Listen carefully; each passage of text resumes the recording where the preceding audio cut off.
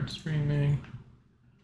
That should work perfect. There we go. Okay, copy to a Telegram. There we go.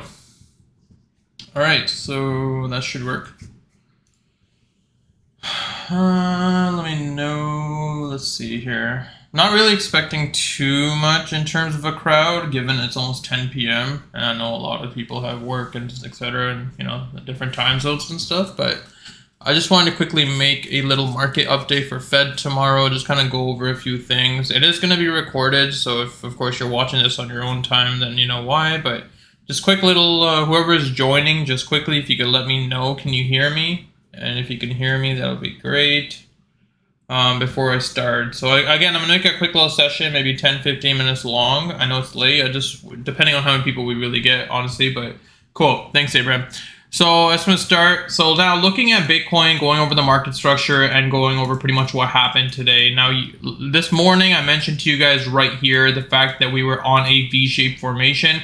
Usually with V-shaped formations, they tend to complete to the wick high, and you can see that level trade actually did end up playing out perfectly. And right now, Bitcoin is bouncing on this previous resistance, now new support. The only downside, of course, right now is the fact that we haven't really seen our 9 and 20 EMA being tested. You can see right here the fact that we have a over-leveraged zone. So that usually will act as a magnet. So this, of course, is for those of you that are looking for long positions right now. You have to be a little bit cautious, only because we haven't seen a retest of the EMAs and then a bounce. That's obviously our confirmation. So just keep that in mind as you're trading later into Asia hours or later into the night. Just something to keep overall. But otherwise than that, for Bitcoin, like I said, we are expecting, of course, Fed tomorrow is going to be a lot of volatility. From a bullish case scenario, all we really need to do is pay attention to 59.2. That level ends up holding. That's a bullish structure. Any break below that level and retest of resistance, and this whole move set, of course, was a manipulated move. Even looking at the 4-hour candlesticks, though, you can see that we do have manipulation candlesticks already at play. So just keep that in mind for tomorrow as well. My honest opinion, guys, if you haven't traded, in terms of the market, in terms of Fed news and whatnot, I probably won't suggest you guys trading anyways, just because of the volatility and what happens. But for those of you that are scalpers, of course, tomorrow is going to be an ideal day. Just given the volatility, you can enter and exit extremely fast. But again, for those of you that are new, please don't trade tomorrow. It is going to be extremely volatile, and we don't necessarily want to get wicked out. Now, looking at, of course, Ethereum, you can see that we are trading below our 2340. 2340 was the bullish structure. Ethereum actually is showing signs of weakness. You can see with the EMAs breaking down, as well as a third retest here, which of course we've seen happen before. Last weekend, you guys saw the fact that Ethereum broke structure first and then Bitcoin followed through. So that's something, of course, to note as well. But ideally, from a bullish case, we have to hold 2340.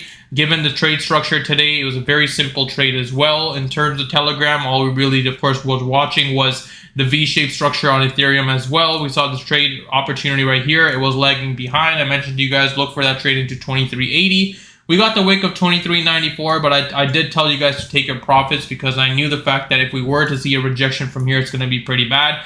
And you can see that we did end up seeing about a 50% retrace in terms of this move set. So a lot of traders did get caught out on that, right? So just keep in mind that when you're trading, you want to be looking for quick scalps in and out of the market. We're not really looking for long-term holds as of right now.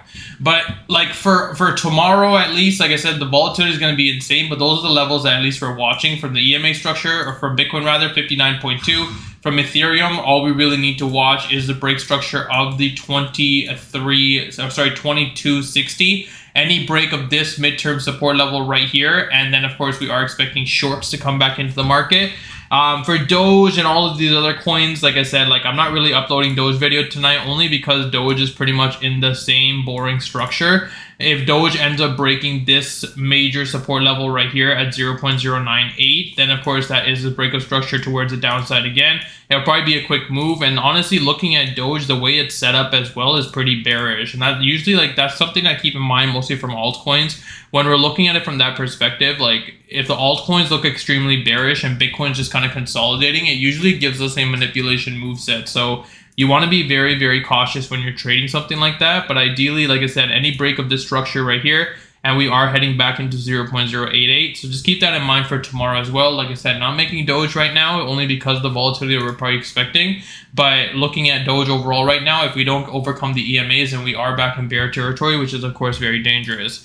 But yeah, so can we look at Hbar? Yes, we can. I know I haven't made an Hbar video in a very long time, and the reason why is, like I said, the same sort of situation. Like, we're in a large consolidation. There's no point in making videos here. You can see, even if I made a video on August 30th, almost 3 weeks later, we're in the exact same level. But looking at Hbar right now, we're not really in a buying formation, not at all.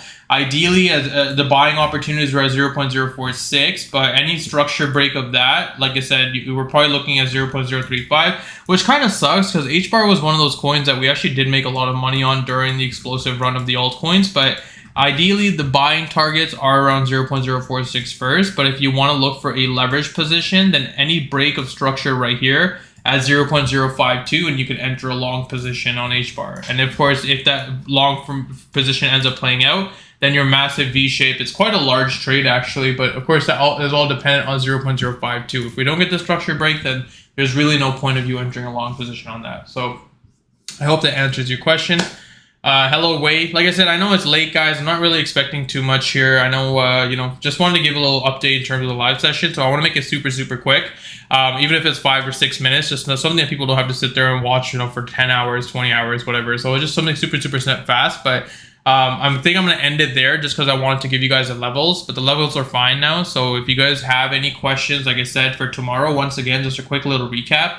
If you are trading tomorrow, please be super aggressive. For those of you that are new to the market, don't bother trading tomorrow. With Fed news, it gets extremely volatile. Even if the trade's in profit, within the next 5 minutes, it can end up being in a massive loss. So I highly suggest you guys, for those of you that are not, of course, been in the market for a while, or at least don't know how to trade volatility, don't bother trading tomorrow. Don't bother trading tonight. Like I said, just let the market play out. We have our levels, we have our zone playing out, of course, as well. So just keep that in mind in terms of Bitcoin and Ethereum, just overall. But the ideal zone, like I said, is the EMA bounces. So if we hold the EMA bounces, then we are looking for the continuation. Any break of structure below that, things can get pretty bad. So yes, okay, cool. I'm gonna close this right now. So 7 minutes in, so you guys can watch the video over, and just so everyone's on the same page. Okay, thanks guys for coming. I appreciate you guys. We will do another live session properly at a proper time. I know it's super late right now, so we'll do it at an actual time later. Okay, thanks guys.